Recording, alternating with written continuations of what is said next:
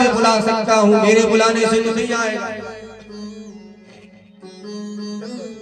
अच्छा जैसे आदमी को ये कई बेटा हो, अपन जो खूब विचार कर रहे हैं कि हम दो और हमारे दो। अब तुम आओ जो ये कई बेटा है, महाभारत में कहा है कि एक बेटा एक नेत्र के बराबर है, और एक आंख थी भाई फूट गई, सो अंधरा हो गए कि नहीं हो गए। अस्पताल में जाके अब तो निर्लज्जता की हलई हो गई कलयुग में, काका होने भगवान जाने। डॉक्टर साहब अरे बता दे कि पेट में बेटा है बेटिया है, धन्य है धन्धा है। बिटिया को अगर बिटिया को पता चल गया कि बिटिया है पेट में, तो उत्सव मनावो, बिल्कुल उतई स्थगित हो जाता। बेटा भाव तो फिर उत्सव मनाओ। जब परंपरा कैसे चले हमें तो जब समझ में नहीं आ रही, तुम ही बताओ कि सभी संसार में अगर बेटा ही बेटा चाह रहा है तो बिटिया को चाह रहा है। पर 20 साल को होगा तो फिर मोड़ी ढूंढने लगा, तुम काय को ढूंढने लगा। तुमने बिटिया चाहिए नहीं थी तो अब क्यों चाहते हो? बहू बना के ले आओ तो तुम चाह रहे हो, मनो कन्यादान ले वो नहीं चाह रहे। काय के लिए अश्वमेध यज्ञ करे देता है बेटी, अश्वमेध यज्ञ करे। अश्वमेध यज्ञ को फल है कन्यादान का फल। कन्यादान एक जो ले लेता है वो एक अश्वमेध यज्ञ कर लेता है। वाजपेयी यज्ञ अश्वमेध यज्ञ का जो फल है वो कन्यादान में है।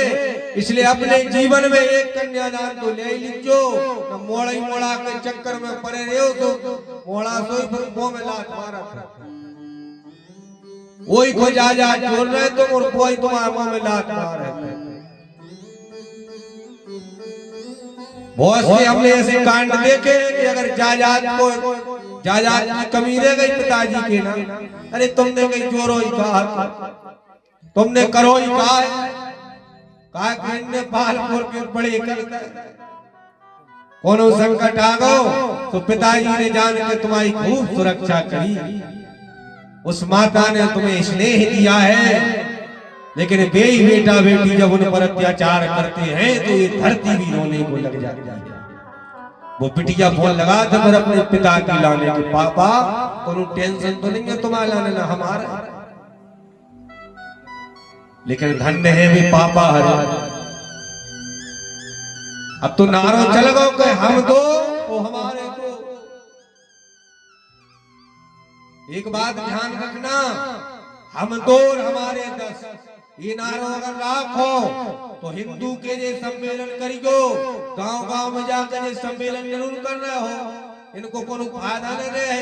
तो नारो पहले मिटाओ कि हम दो और हमारे दो, काहे के सामने वाली पब्लिक बढ़ रही है और तुम कम हो रहे हो। तुम्हारे धर्म को तुम्हें बढ़ाना है तो तुम्हें भी बढ़ना होगा, तुम्हें अपने राम को जानना होगा, तुम्हें अपनी गीता को जानना होगा, तुम्हें रामायण को जानना होगा। और जिसे गीता गंगा का पता नहीं, जिसे अपने धर्म का पता नहीं, वो क्या अपने भविष्य का पता ढूंढ पाएगा? स्कूलों में देखो जाए तो संस्कृत सब लुप्त हो गई है। एक भी स्तुति पूछन लगो फर्स्ट डिवीजन बारे से, वो सेकंड ईयर जो कुछ भी कर रहा है, बीएससी एमएससी करे बैठो है, उसे अगर स्तुति पूछी जाए तो राम जी की स्तुति नहीं आ रही। अब वो खूब कह रहा हो कि जय श्री राम, स्तुति नहीं आ रही हो, जो सनातन नहीं आए। दुनिया की अंग्रेज छोड़ गए जब बीमारी से, ये खूब अंग्रेजी में जिंदगी निकल गई। गीता का ज्ञान, रामचरित रामायण का ज्ञान हमारे सनातनियों को, सबको, बच्चों को होना चाहिए। इसलिए सायंकाल के समय में 5 दोहा आराधना से करा, वो में घर की शांति भी देती। अब अशांति को कारण हम खुद बने हैं। हमने माला कर वो छोड़ दो तो बच्चों ने छोड़ दो, हमने मंदिर जाओ छोड़ दो तो बच्चों ने जाओ छोड़ दो।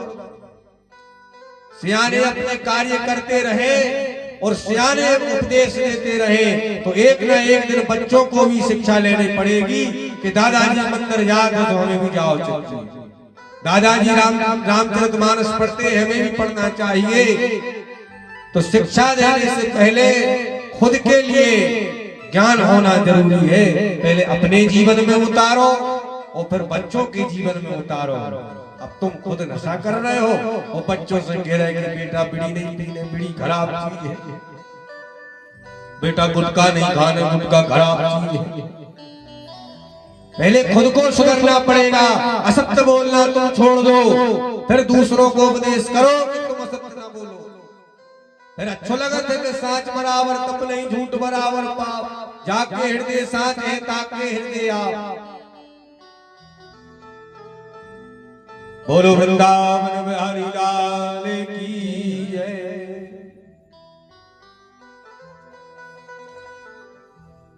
तो महर्षि वेदव्यास जी ने अपने पुत्र श्री सुखदेव जी को शिष्यों के द्वारा श्लोक रटा करके बुलाया है और वह सुखदेव जी महाराज दौड़े दौड़े चले आए भगवान कृष्ण की महिमा